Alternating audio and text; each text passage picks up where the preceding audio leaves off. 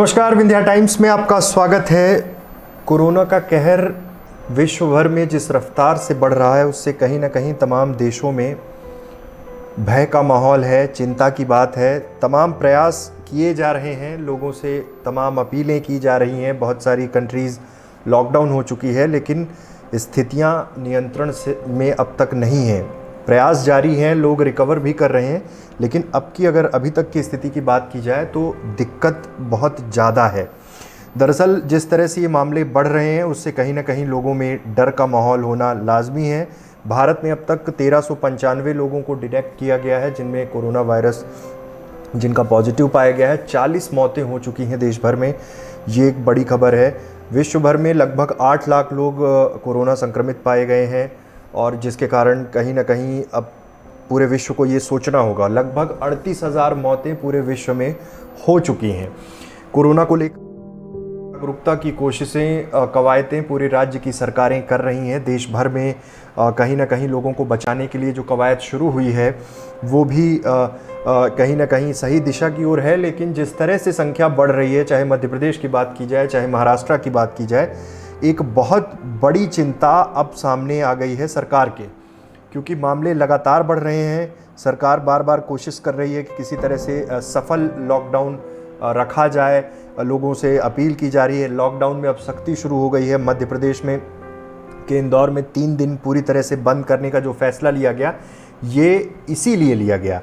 फिलहाल जो सबसे बड़ी खबर है, पहले उस पर आते हैं। मध्य प्रदेश के रहने वाले, इंदौर के रहने वाले सलमान खान के भतीजे की मौत हो गई है। वो 2 दिनों से लीलावती हॉस्पिटल मुंबई में एडमिट थे। दरअसल सलमान खान के भतीजे अब्दुल्ला खान इंदौर में के रहने वाले हैं। बताया जा रहा कि अब्दुल्ला के फेफड़े में संक्रमण था। 2 दिन पहले ही उन्हें अस्पताल में भर्ती कराया गया था। मौत की खबर सुनते ही तमाम परिवार में कोहराम मच गया।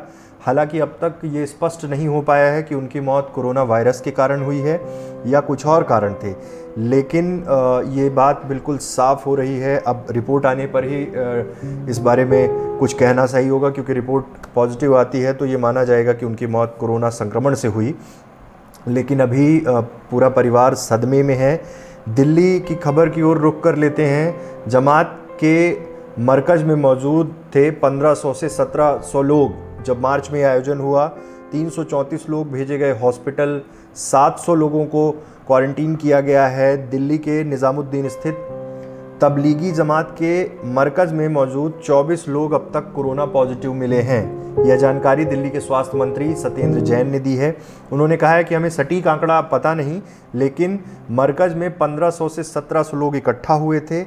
अभी तक 1033 लोगों को बाहर निकाला जा चुका है। अब तक 334 लोगों को हॉस्पिटलाइज किया गया है। ये पूरा जो मसला है, इसको लेकर भी अब चीज़ें साफ़ हो रही हैं कि निज़ामुद्दीन स्थित तबलीगी जमात के मरकज़ मामला तब खुला जब दिल्ली के 64 साल के एक शख्स की मौत हुई। यह शख्स कोरोना पॉजिटिव था। इसके बाद 33 लोगों को भर्ती किया गया, जिसमें से कुछ कोरोना पॉजिटिव निकले। इस रिपोर्ट के सामने आने के बाद पूरा अमला हरकत में आया और पूरे सेंटर को खाली कराया गया है। दरअसल एक आंकड़े के मुताबिक अगर देखा जाए तो निज़ामुद्दीन स्थित जमात के मरकज़ में 15 देशों से लोग आए थे, जिसमें इंडोनेशिया, मलेशिया, श्रीलंकाई समेत कई देश शामिल हैं। इसमें सबसे अधिक संख्या इंडोनेशिया से आए लोगों की थी। सूत्रों के मुताबिक 800 लोग इंडोनेशिया के मरकज़ में ठहरे थे। अब इनकी जांच शुरू हो गई है। कुल मिलाकर ये जिस तरह से आंकड़ा अब तक सामने आया है, चाहे विश्व भर की बात करें, भारत की बात करें, तो बहुत बड़ी चिंता की बात है। वहीं दूसरी ओर इस पूरे मसले पर FIR की तैयारी हो रही है। तमाम ये कोशिश है कि जिन लोगों ने उल्लंघन किया है, एक चीज़ और निकल के सामने आई है कि निज़ामुद्दीन आए विदेशी नागरिकों ने भारतीय वीज़ा नियमों का भी उल्लंघन किया है, तो उस पर भी एक कोर्स ऑफ एक्शन की बात हो रही है। तो कुल मिला के जो सबसे बड़ी पहल है, सरकार जो चाह रही है, सरकार की एक कवायद है कि जितना ज़्यादा हो सके अपने आप को घरों में सुरक्षित रखें।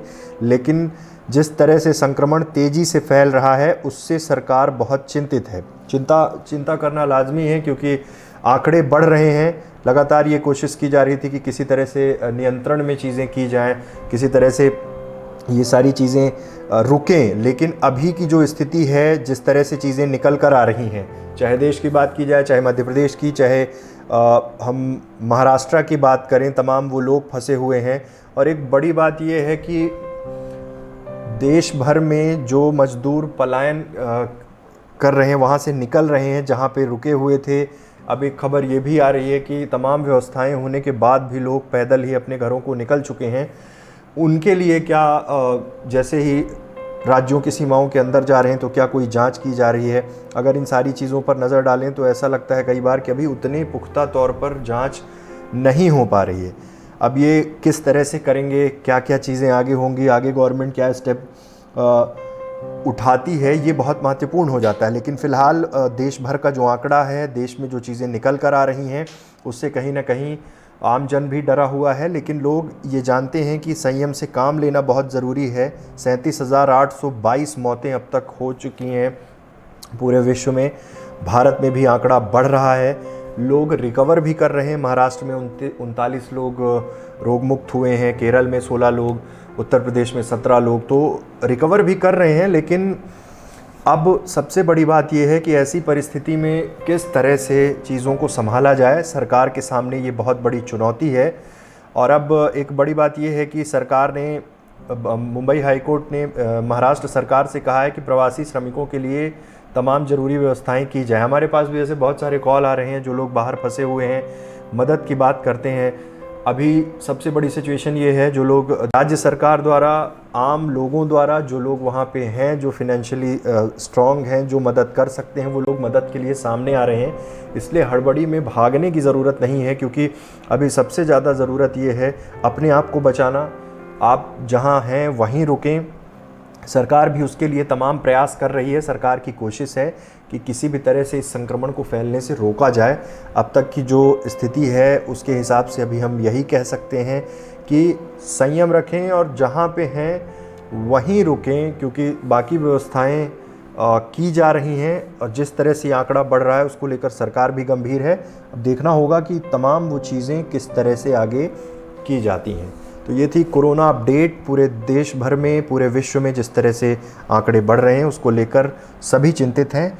और घरों में रहिए, सुरक्षित रहिए और कोशिश करिए कि घर से ना निकलना पड़े। कुछ बहुत ज़रूरी काम हो तो ही घर से बाहर निकलिए। रीवा में भी बाकायदे लॉकडाउन के नियमों को टफ़ किया गया है। सुबह 6 से 12 सिर्फ सब्जी फल की दुकानें ये सब खुली रहेंगी, बाकी पूरा समय बंद करना होगा। बहुत बहुत धन्यवाद।